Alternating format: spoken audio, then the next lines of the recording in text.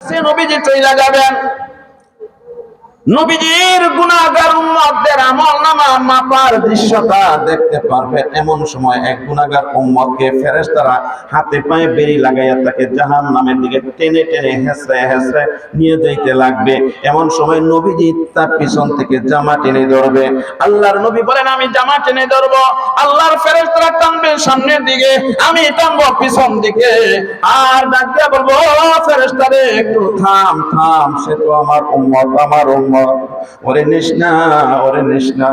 কয় মুরগির সামনে থেকে চিল আইসা, সাদাল আইসা যখন একটা বাচ্চা থাবা দিয়া নেওয়া যায়, মুরগিটা যেমন করে লাফাইতে থাকে, চিৎকার করতে থাকে, আমি তেমনি ভাবে আমার উম্মতের জন্য এমনই ভাবে চিৎকার করতে থাকবো। আমার আল্লাহ পাক রব্বুল আলামিন ডাক দিয়ে বলবে, ও ফেরেশতারে ছাইরা দে, একটু ছাইরা দে।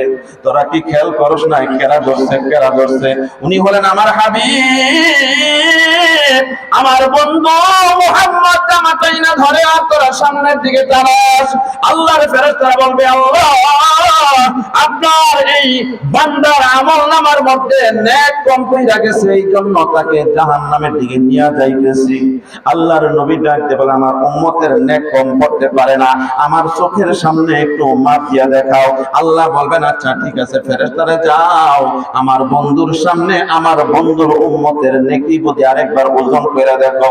আল্লাহর নবী বলেন, আমার চোখের সামনে যখন আমার ওই গুনাহগার উম্মতের নেকি বুঝি ওজন করা হবে, আমি দেখতে পাবো সত্যিকার অর্থে তার নেক কম কইরা গেছে, নেকের পাল্লাটা হালকা হইয়া গুনার পাল্লাটা ঢাইবা যাইতেছে।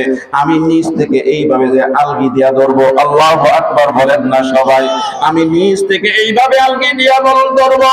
আল্লাহর নবী বলেন, হায়রে আমার উম্মতের গুনার ভার এত বেশি ভারী হবে, এত বেশি ভারী হবে, আমি যখন ওই পাল্লাটা এইভাবে আলগি দিয়া ধরবো।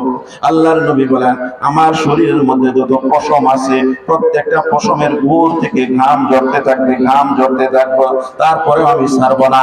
আমার শরীরের মধ্যে প্রত্যেকটা জয়েন্ট গুলা টাস টাস টাস টাস করে ফুটতে থাকবে, এতপর আমি ছাড়বো না। আমার আল্লাহ পাক রব্বুল আলামিন ডাক দিয়া বলবেন, বন্ধু তামাম জীবন উম্মতি উম্মতি বলে কাঁদছেন, আর সে নিয়ে গেছিলাম সেখানে উম্মতের কথা বলেছেন, আপনি কবরে শুয়ে শুয়ে উম্মতের কথা বলেছেন, আজকে হাসরের মাঠে আপনার কথা একবার কোন না, আপনার স্ত্রীদের কথা বলেন না, আপনার সন্তানের কথা বলেন না, শুধু মুখের মধ্যে উম্মতি উম্মতি ওই যেই কথাটাই আপনার জবানের মধ্যে জারি আছে।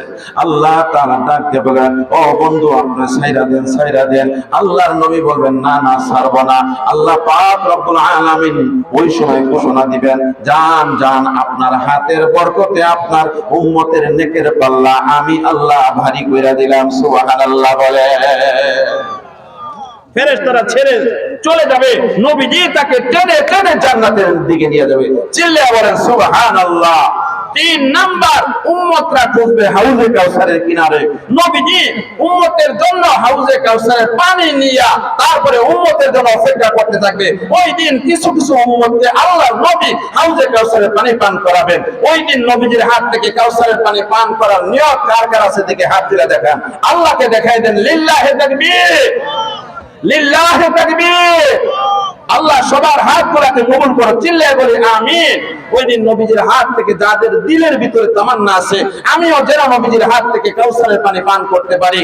নবীজির জন্য আমি এই নবীজির এই মাদ্রাসা, নবীজির এই ঘরের জন্য আমি আমার অর্থ থেকে কিছু সম্পদ আমি মাদ্রাসার জন্য দিতে চাই। এই জন্য একজন একজন হিম্মত করে দাঁড়িয়ে যায়, এই ঘরের জন্য 10 করে 20,000 টাকা আল্লাহর ঘরে কে জমা করে দিবেন, আল্লাহ পাক রব্বুল আলামিন তার জন্য জান্নাত বরাদ্দ করে দিবেন।